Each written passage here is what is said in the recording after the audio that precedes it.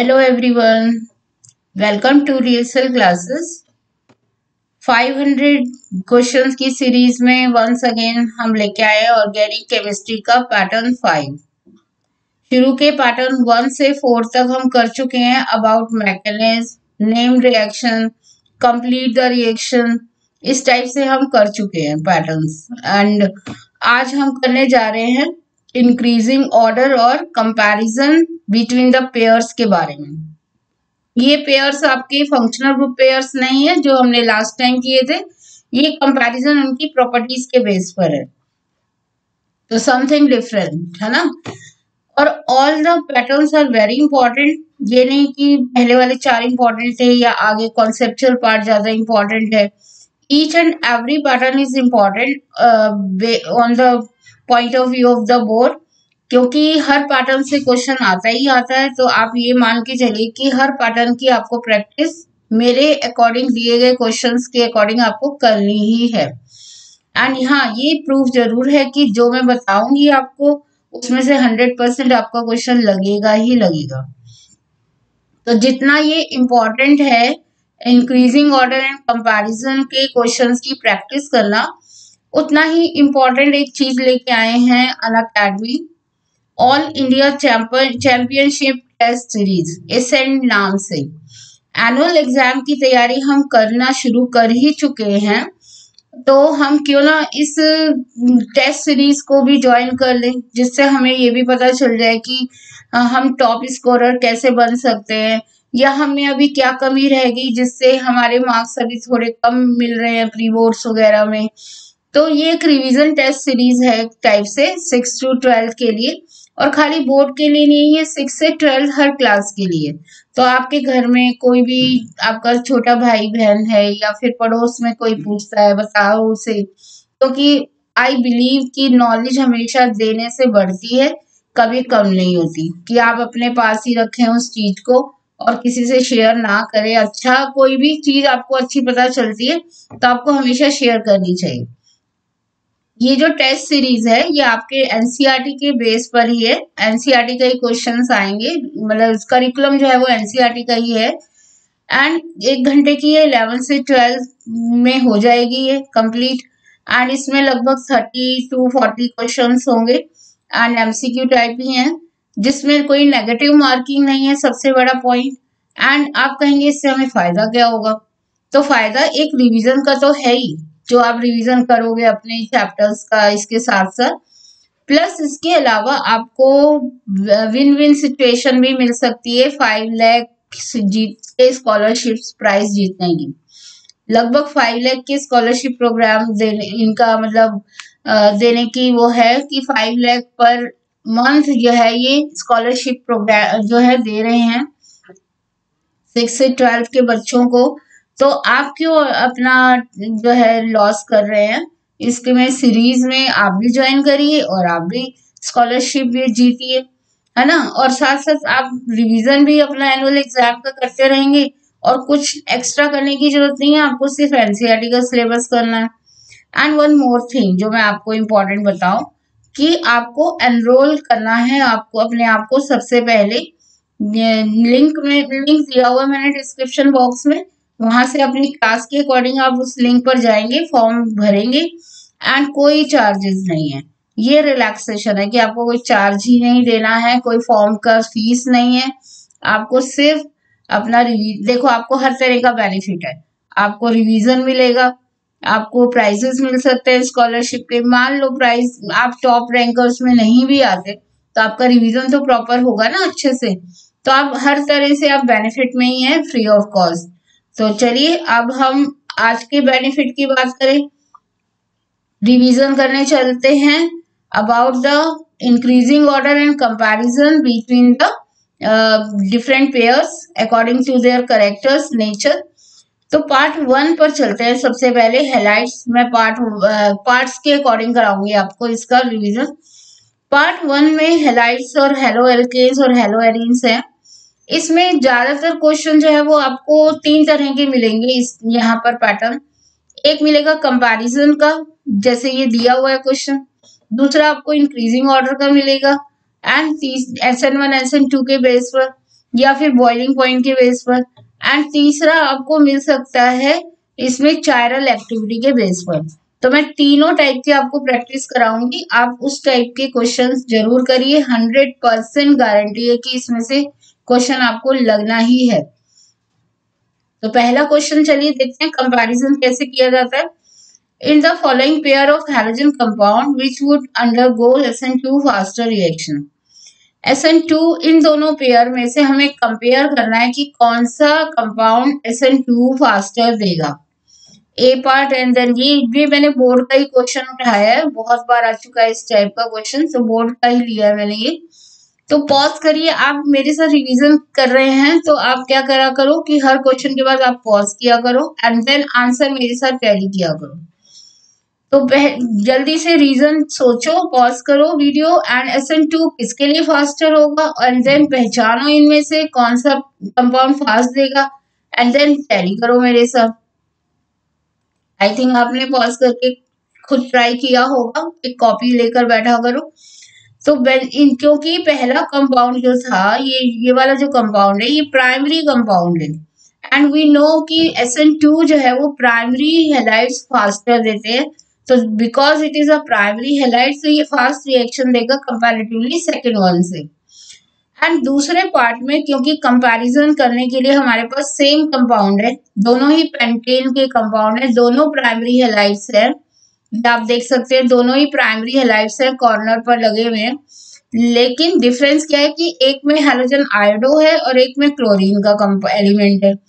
तो always remember कि यदि सेम टाइप के कंपाउंड्स हो, प्राइमरी ही हो, दोनों टर्शरी हो, then in that case iodo compound जो है वो फास्टर रिएक्शन देते हैं कंपैरेटिवली क्लोरीन या ब्रोमीन से, क्योंकि आयोडीन का साइज बड़ा होता है तो बॉन्ड अनस्टेबल होता है। तो कोई भी मैकेनिज्म हो, चाहे वो SN1 हो चाहे SN2 हो, दोनों में ही आप ये देखोगे कि आयोडो कंपाउंड जो है फास्ट रिएक्शन देते हैं। तो यहाँ भी हमारा आंसर आयोडो कंपाउंड के लिए फेवरेबल जाता है। ठीक है, आई थिंक आपको रीजन समझ आ गया होगा, क्योंकि रीजन भी पूछ सकते हैं 1 मार्क्स में, आपसे पूछ लें कि कौन जो है फास्ट देगा, एंड सेकंड पूछ सकते हैं कि रीजन के साथ समझाइए। तो आपको रीजन भी क्लियर होना चाहिए। Coming to the next question कि चायरल और अचायरल मॉलिक्यूल जो है क्या होते हैं, ये नहीं पूछ रही हूं मैं आपसे, वो पूछ रहे हैं कि इनमें से दोनों पेयर में से कौन सा चायरल है और कौन सा अचायरल है, इन दोनों में से भी हमें कंपेयर करना है। तो chiral molecule means optical active molecule, achiral मतलब ऑप्टिकली इनएक्टिव मॉलिक्यूल। तो what is the condition for the chiral molecule, वो आप जल्दी से याद करिए और पॉज करिए वीडियो एंड देन आंसर मेरे साथ टैली करिए। तो चलिए आंसर टैली करते हैं। जिस मॉलिक्यूल में कार्बन जो है वो चारों डिफरेंट टाइप के होते हैं अटैच्ड कार्बन से, जो कि एसिमेट्रिक कार्बन हो परफेक्टली, जैसे कि यहाँ पर CH3, H, OH and Br, चारों मॉलिक्यूल बिल्कुल एंटायरली डिफरेंट हैं। तो ये मॉलिक्यूल ऑप्टिकली एक्टिव बिहेव करेगा and so it is called the chiral molecule. On the other hand ये कार्बन क्योंकि दो ब्रोमीन से अटैच्ड है, जहां पर सिमेट्रिसिटी आ जाती है इसकी वजह से, तो ये परफेक्टली एसिमेट्रिक कार्बन नहीं हुआ, इसलिए ये अचायरल होगा क्योंकि ये ऑप्टिकली एक्टिविटी शो नहीं करेगा। ठीक है, तो रीजन के साथ यदि आ जाए तो आप रीजन भी एक लाइन में डालोगे। सिमिलरली हमने यहाँ पर इस कार्बन को चेक किया, और एक पॉइंट और यहाँ पर ये भी आ सकता है कि आप स्टार लगा के बताइए कि कौन सा कार्बन एसिमेट्रिक है। तो यदि ये पूछें कि इस कंपाउंड में एसिमेट्रिक कार्बन बताइए, तो आप इस कार्बन पर एक स्टार बना देंगे। The star shows that carbon is asymmetric in nature, यदि है तब। जैसे कि यहाँ ये कार्बन मैंने हाईलाइट किया, तो इस कार्बन का अटैचमेंट एक एल्काइल ग्रुप मिथाइल से है, दूसरे इथाइल से है, एक ब्रोमाइड से है और एक हाइड्रोजन से है। तो चारों जो मॉलिक्यूल है दे आर एंटायरली डिफरेंट। हालांकि ये दोनों एल्काइल हैं लेकिन दोनों एल्काइल डिफरेंट टाइप के हैं, तो इसलिए ये कार्बन हो जाएगा एसिमेट्रिक। यहाँ मैं स्टार लगा सकती हूँ एक, एंड देन इसमें ये हो गया चायरल। अब आप यहाँ पर चेक करोगे तो इस कार्बन में वही सिमेट्रिसिटी आ रही है 2 हाइड्रोजन की प्रेजेंस की वजह से। 2 मॉलिक्यूल तो डिफरेंट है, एक एल्काइल और एक ब्रोमाइड, लेकिन 2 हाइड्रोजन सिमेट्रिक बना रहे हैं इसे। That's why this is not asymmetric carbon और ये अचायरल होगा, ऑप्टिकली एक्टिविटी शो नहीं करेगा। तो मैं आपको विद रीजन आपको इसके आंसर्स बता रही हूँ, कहीं आपका क्वेश्चन आ जाए कि रीजन भी बताइए, देन यू कैन राइट। अब तीसरे पैटर्न पर चलते हैं, जो यहाँ पर SN1 SN2 पर ही आपको 100% क्वेश्चन लिख लो मेरी तरफ से कि मिलने ही वाला है, चाहे इनमें से पैटर्न तीनों में से कोई भी लगे या मैकेनिज्म आ जाए, लेकिन आपको 100% मिलेगा SN1 एंड SN2 से। तो हम नेक्स्ट पैटर्न की बात कर रहे हैं, इंक्रीजिंग ऑर्डर में SN2 रिएक्शन को, ये जो इन तीनों में से कौन स्लो देता है और कौन फास्ट, उसको एक इंक्रीजिंग ऑर्डर में रखो। आई थिंक आप पहचान तो लोगे कि इनके स्ट्रक्चर बनाएंगे, मैंने स्ट्रक्चर यहाँ बनाकर आपकी थोड़ी हेल्प करने की कोशिश की है। 1 ब्रोमो 3 मिथाइल ब्यूटेन, मैंने स्केलेटन कंपाउंड बना दी है, हाइड्रोजन फिल नहीं की है, वो आप खुद देख लीजिएगा वैलेंसी के अकॉर्डिंग। तो ये 1 ब्रोमो 3 मिथाइल का स्ट्रक्चर है, ये सेकंड का है 2 ब्रोमो 2 मिथाइल, और ये तीसरा 2 ब्रोमो 3 मिथाइल का स्ट्रक्चर है। ठीक है, ये थोड़ी हेल्प की है, लेकिन वहां पर बाय नेम भी आ सकते हैं, आपको जरूरी नहीं है स्ट्रक्चर बनाने के लिए, आपको खुद बनाकर देखने होंगे कि कंडीशन के हेल्प से कि ये प्राइमरी है, सेकेंडरी है, ये टर्शरी है। तो SN2, अब यहाँ अगेन आप पॉज करेंगे वीडियो एंड खुद सोचिए कि SN2 कौन फास्ट देता है। जो सबसे ज्यादा फास्ट देता है उसे लास्ट में लिखोगे, और जो सबसे स्लो देता है उसे सबसे पहले। इंक्रीजिंग ऑर्डर का मतलब क्या होता है, लोएस्ट टू हाई जाना, जैसे कि आप नर्सरी से पढ़ते हुए 12th पर आ रहे हो, तो that is the increasing order. ठीक है, तो इंक्रीजिंग ऑर्डर में अरेंज करते हुए बच्चे ये बहुत गलती करते हैं, आप मत करिएगा। इंक्रीजिंग ऑर्डर का मतलब कि छोटे से बड़े की तरफ जाना। अपने आप को याद कर लीजिएगा कि मैं नर्सरी पढ़ता हुआ 12th में आ रहा हूँ या आ रही हूँ, देन इन दैट केस मेरा ये इंक्रीजिंग ऑर्डर है। तो ऐसे ही आपको यहाँ पर इनके बिहेवियर को एक इंक्रीजिंग ऑर्डर में प्लेस करना है। ठीक है, तो जल्दी से करिए एंड देन आंसर मेरे साथ टैली करिए। तो आंसर हमारा रीजन मैं पहले आपको याद दिला दूं, यदि किसी को नहीं भी आया तो कोई बात नहीं, आप रिवाइज करिए मेरे साथ। SN2 जो है वो फास्टर होता है प्राइमरी हैलाइड के लिए, इसका भी रीजन है कि क्यों फास्ट होता है प्राइमरी के लिए, एंड स्लोएस्ट होता है टर्शरी के लिए। अब क्यों होता है, ये सारा कॉन्सेप्चुअल पार्ट मैं आपका लेने वाली हूँ कॉन्सेप्चुअल क्वेश्चंस में, रीजनिंग पार्ट्स में, लेकिन अभी आप जल्दी से ये रिवाइज कर लीजिए कि SN2 is faster for primary and slowest for the tertiary. Right, revise हो गया। अब जल्दी से हमने जो स्ट्रक्चर्स बनाए थे उनको हम जल्दी से क्या करते हैं, इंक्रीजिंग ऑर्डर में प्लेस कर देते हैं। तो tertiary, then secondary and highest for the primary, this will be the increasing order.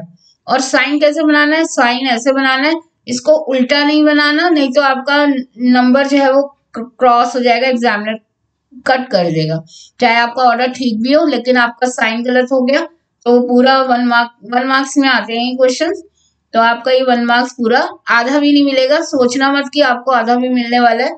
यदि इधर से टर्शरी से सेकेंडरी इधर कर दिया, सेकेंडरी इधर कर दिया, टर्शरी इधर हो गया, तो क्या होगा, मत सोचना कि आधा नंबर भी मिलेगा, क्योंकि ऑब्जेक्टिव क्वेश्चंस में मार्क्स नहीं मिलते हैं जरा भी आपने चूक की तो।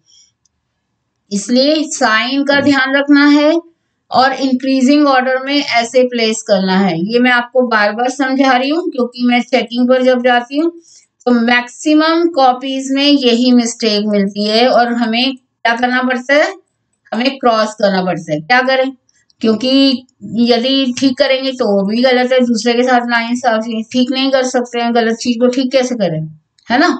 तो ये चीज ध्यान रखनी है आपको बेटा साइन का।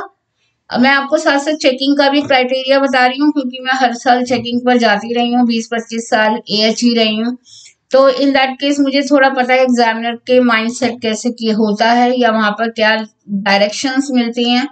तो इन क्वेश्चंस में आपको मार्क्स नहीं मिलने वाले हैं यदि आपके साइन गलत हो गया या आपने एक ऑर्डर इधर से इधर कर दिया, तो आपका होम एग्जामिनेशन नहीं है कि आप टीचर से कहेंगे प्लीज मैम एक ही तो ऑर्डर गलत लिखा है ठीक, आधा नंबर तो दे दीजिए। आधा भी नहीं मिलेगा इसमें, 1/4 भी नहीं मिलेगा, 1 पूरा मार्क कट जाएगा। ठीक है, इसलिए कंपैरिजन इंक्रीजिंग ऑर्डर करते हुए हमेशा ध्यान रखिए कि ऑब्जेक्टिव क्वेश्चन है, आ गया तो पूरा मार्क्स, नहीं आया तो 0 मार्क्स। ओके, चलिए जल्दी से एक बार रीजन और फैक्ट में इन शॉर्ट लिस्ट कर देती हूँ आपकी हेल्प के लिए। SN1 जो है फास्टर होता है टर्शरी के लिए और सबसे स्लो होता है प्राइमरी के लिए। ये मैंने डिक्रीजिंग ऑर्डर लिखा है, इसलिए साइन भी देख लेना। SN2 इसका रिवर्स होता है, प्राइमरी के लिए फास्टर एंड टर्शरी के लिए स्लोएस्ट।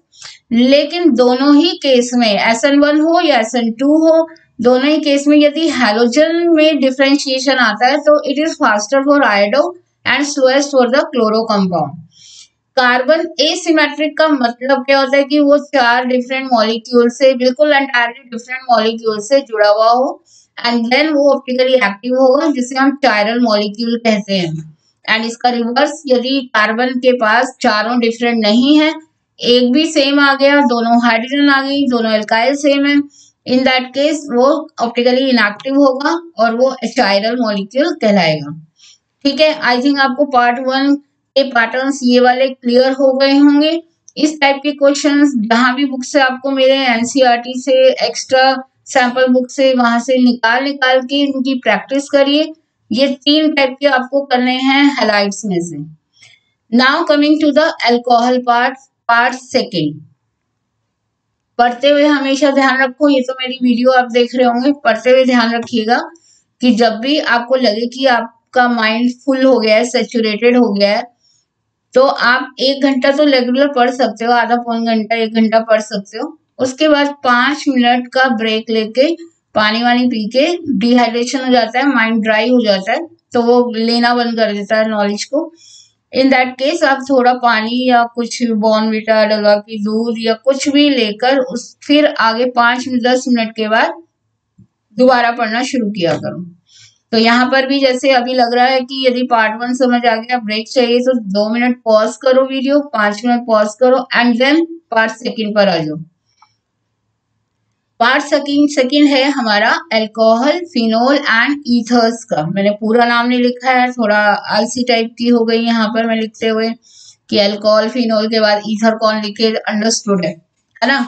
तो अल्कोहल, फिनोल एंड ईथर का है पार्ट सेकेंड, जिसमें आपको 2 तरह के पैटर्न्स मिलने वाले हैं। इंक्रीजिंग ऑर्डर ही मिलता है, यहाँ कंपैरिजन कम आता है। कंपैरिजन जो आता है वो कॉन्सेप्चुअल पार्ट में आता है कि why phenol is more acidic than alcohol and so on, है ना। तो वो कॉन्सेप्चुअल पार्ट में आता है, वो कंपैरिजन में नहीं आता। आप यहाँ पर प्रैक्टिस रखेंगे इंक्रीजिंग ऑर्डर की ही, लेकिन 2 तरह से, एक बॉइलिंग पॉइंट के लिए और दूसरा एसिडिक कैरेक्टर के लिए। तो मैं वो दोनों क्वेश्चन आपको दिखा रही हूँ कैसे आ सकता है। ये कंपाउंड है, क्वेश्चन है कि arrange the following in increasing order of boiling point. Boiling point किस पर डिपेंड करता है, ये ध्यान रखिए। बॉइलिंग पॉइंट्स के फैक्टर्स क्या हैं, ये मैं आपको दिखा देती हूँ एक बार। बॉइलिंग पॉइंट के फैक्टर्स मैंने आपके लिए थोड़ा हेल्प कर दी है, किसी को रिवाइज करना हो तो। These are the boiling point factors.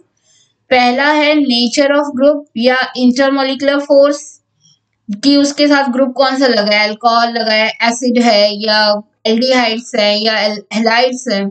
तो ग्रुप की नेचर पर, जिसकी वजह से पोलैरिटी आएगी मॉलिक्यूल में, एंड इंटरमोलिकुलर फोर्स की जो नेचर है वो चेंज हो जाएगी।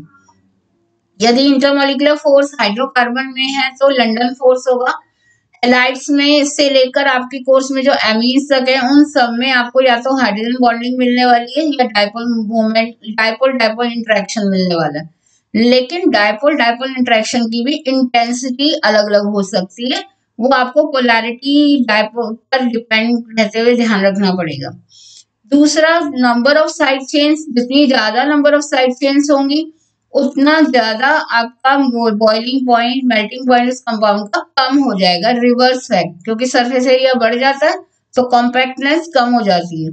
एंड तीसरा, मोलर मास। जितना ज्यादा मोलर मास होगा कंपाउंड का, उतना इंटरमोलिकुलर फोर्सेस ज्यादा स्ट्रॉन्ग हो जाते हैं एंड इवन उनकी फिजिकल स्टेट भी चेंज हो जाती है, गैस से लिक्विड, लिक्विड से सॉलिड। तो जितना मोलर मास बढ़ता जाएगा, ऑब्वियसली बॉइलिंग या मेल्टिंग पॉइंट भी इंक्रीज हो जाएंगे। तो इनवर्स सिर्फ आपका साइड चेन में जा रहा है, बाकी नेचर जितनी ज्यादा स्ट्रॉन्ग पोलैरिटी होगी उतना ज्यादा intermolecular force strong and boiling point भी हाई हो जाएगा। तो ये पॉइंट्स आपको ध्यान रखने हैं बॉइलिंग पॉइंट के लिए। बाकी डिटेल में कॉन्सेप्चुअल पार्ट में भी हम दोबारा बात करेंगे इनकी। अब आपको इनको इंक्रीजिंग ऑर्डर में प्लेस करना है। तो अगेन एक काम किया करिए, जब भी आपको मिले इस टाइप का वर्ड आईपीएफ नेम के बेस पर कंपाउंड मिले तो सबसे पहले उनके स्ट्रक्चर बना के देखा करो। जैसे मैंने आपकी हेल्प के लिए इनके स्ट्रक्चर्स बना दिए।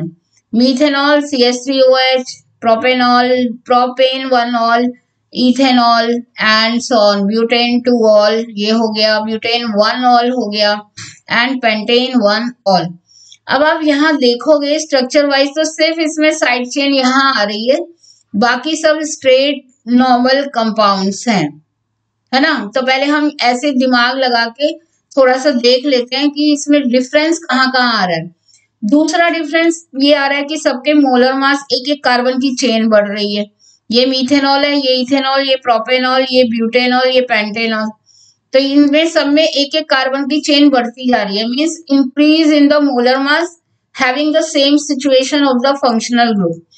इन दैट केस आपको सीधा उठा के क्या करना है, जैसे जैसे मोलर मास बढ़ेगा क्या होगा, बॉइलिंग पॉइंट भी राइज होंगे, मेल्टिंग पॉइंट भी राइज होंगे।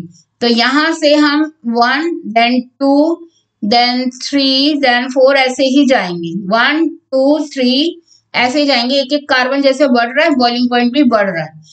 डिफरेंस क्या आएगा, सिर्फ ब्यूटेन 2ऑल एंड ब्यूटेन 1ऑल में रखते हुए। ब्यूटेन 2ऑल में ये बन गया साइड चेन में और ये है स्ट्रेट चेन में।